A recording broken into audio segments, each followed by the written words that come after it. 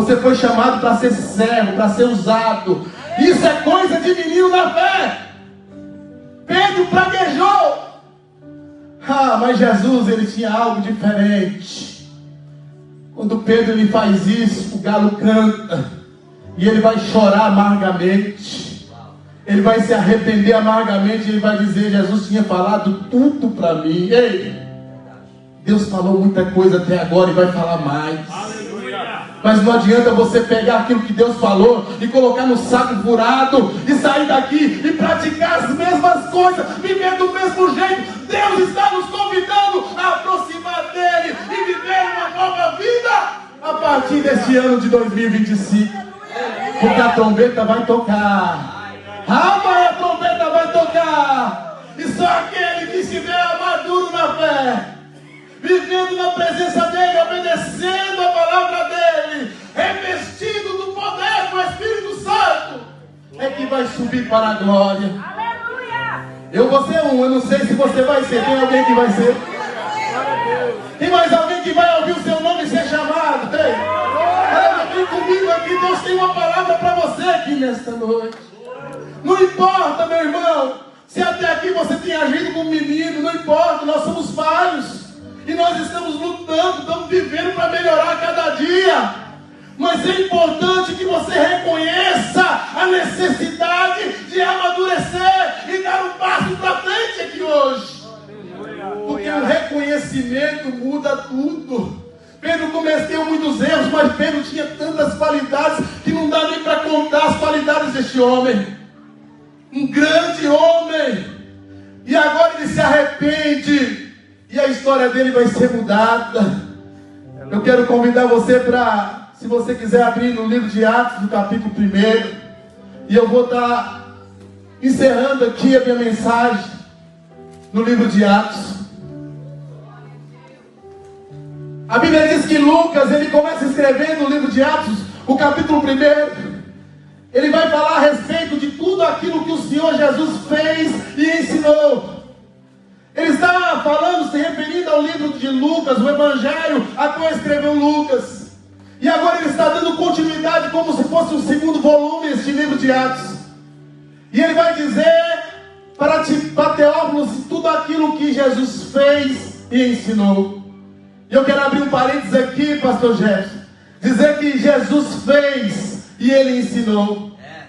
Isso aqui é muito interessante porque nós vemos aqui que eu já vi muitos irmãos dizerem a respeito daquele de sentar para aprender. Aquele que não senta para aprender não é digno de ensinar. Isso é real, é verdade. Mas aqui nós vemos Jesus falando que ele fazia e ensinava. Jesus fez e ensinou. Isso me leva também a refletir que ninguém pode falar daquilo que você não faz. Então refere-se ao Evangelho, irmãos, para que não sejamos meninos na fé. Precisamos ouvir a palavra, receber a palavra, obedecer a palavra, viver a palavra. Porque como vamos pregar algo que nós não vivemos? Se você não vive essa palavra, não pegue o microfone para falar dessa palavra. Conserte a tua vida, amadureça na fé, aleluia, viva a palavra, e você vai ter autoridade para pregar a respeito do Evangelho. Porque Jesus, ele não pregava de qualquer forma. Primeiro ele chamava os seus discípulos, ele colocava a mão no arado, ele praticava e mostrava. Agora ele vinha e falava: agora sim vocês vão fazer da forma que eu fiz. Existem duas classes de pessoas: líderes e existem chefes. Quando você vai no seu trabalho, muitas das vezes existem chefes que simplesmente ele aponta o dedo e fala: o serviço está aí, você vai fazer o serviço. E a pessoa pergunta: como que eu vou fazer? Se vira, eu não quero saber, põe a mão aí e faz. Mas o chefe faz desse jeito, mas o líder não.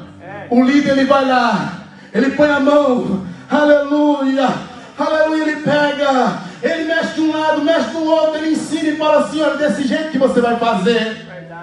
E as coisas vão caminhando, e aí o discípulo é formado. E nós vemos que Jesus trabalhava desse jeito. Jesus, ele praticava, ele põe a mão no arado, ele fazia, ele lavava os pés dos discípulos, aí ele mostrava como agora vocês vão fazer. Oh, aleluia, eu não sei se você está entendendo aqui nesta noite. Aleluia. Se você está entendendo aquilo que Deus está dizendo aqui nesta tarde. Lucas, ele continua dizendo que Jesus, ele morre. Jesus, ele vai ressuscitar o terceiro dia. E agora, por um período de 40 dias, o Senhor Jesus, ele aparece, aleluia, aos seus discípulos, dando orientação aos seus discípulos acerca das coisas do reino do céu, ou do reino de Deus. E ele começa a orientar os seus discípulos. Ele aparece lá no caminho de Emaús, ele aparece as irmãs, as mulheres ali no sepulcro. Aqueles discípulos que estavam com os corações gelados, frios, desacreditados na fé.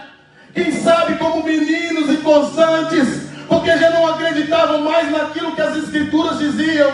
Mas Jesus aparece para eles, ministra a palavra para eles, e os corações deles voltaram a arder, obedeceram a voz do Senhor e voltaram para Jerusalém.